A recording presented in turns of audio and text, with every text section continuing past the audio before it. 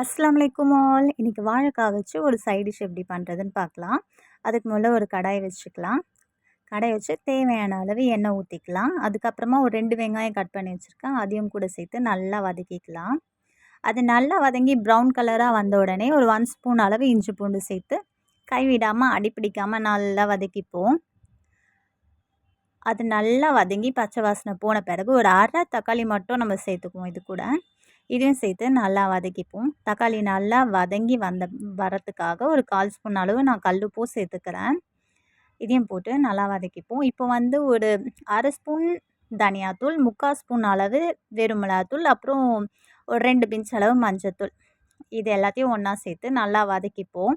அது நல்லா வதங்கி எண்ணெய் பிரிஞ்சு வர்றதுக்காக கொஞ்சோண்டு தண்ணி ஊற்றிக்கலாம்.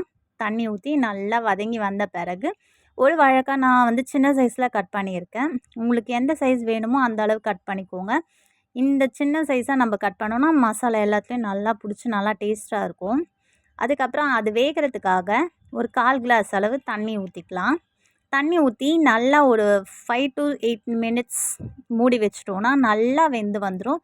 சூப்பரான வாழைக்காய் கறி தயார். தேங்க்ஸ் ஃபார் வாட்சிங்.